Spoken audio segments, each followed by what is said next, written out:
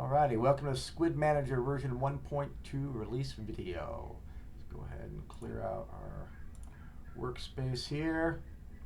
And let's talk about what's new real quick. First big one is the ability to import files that aren't of the correct Squid Sample format requirements. So in this case, I'm going to drag in an OGG file, which is like an MP3, a compressed audio version, and there we go. We got that working. We can also, this is a 90, sorry, I'm trying to move the window here, 96K 24-bit file here.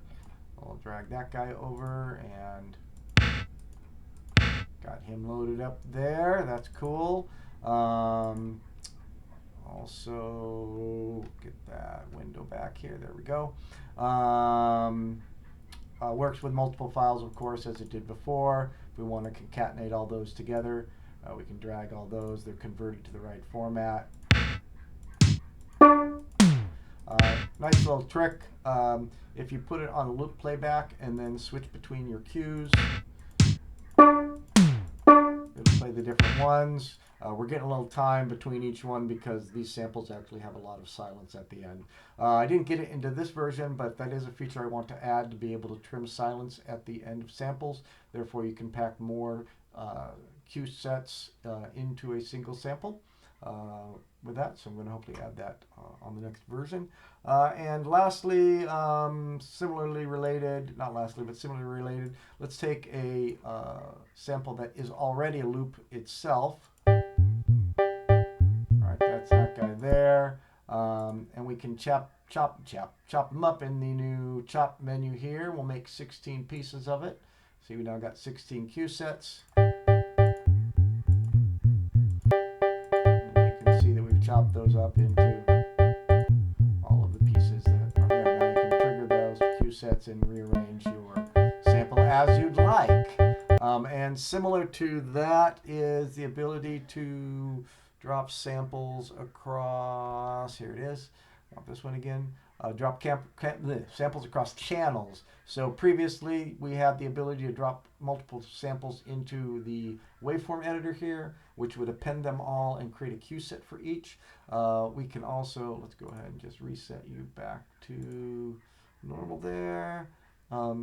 Also the ability now so that would happen, the cue set stuff would happen if you drag down into here. If you drag up in here, it'll now assign these to individual channels. So I'm going to drop 4 samples here, and it's going to load those 4 up. That's the first one, second one, third one, and the 4th one on the 4 channels. So that's another cool feature added. Another thing that I added was the dashed line here, which is representing 0 on the loop tuner. And that might be useful if we are, let's say, wanting to line up our sample to have a nice start and end point. And currently these don't. So we can more easily see that with the 0 there. And we could, if we wanted to, drag by hand here to get them more closely matched up. And kind of getting it there. I could probably adjust the end here with the scroll wheel, which by the way you can use now. So let's go back the other way just so we get a nice meet. There we go. We have tuned those nicely. But let's say we want to automate that. We can now use the 0 crossing feature here. So we'll move the start of the loop here. We're going to move it to the left. So that's the beginning of the loop. 0 crossing to the left. Adjusted that. And this guy we're going to move to the right. So he'll meet up with that nicely. That's the end here. 0 crossing, move you to the right. There we go. Now we got a nice clean loop. Yep, so that's really cool. Along with the mouse wheel support here, also when you click into any of these fields, it highlights and selects all the text. So if you wanted to replace it with a completely new number, you can do that. Right, so did that there. Let's see. So we covered chop, 0 point, select text, mouse wheel support. Also added these arrow buttons here.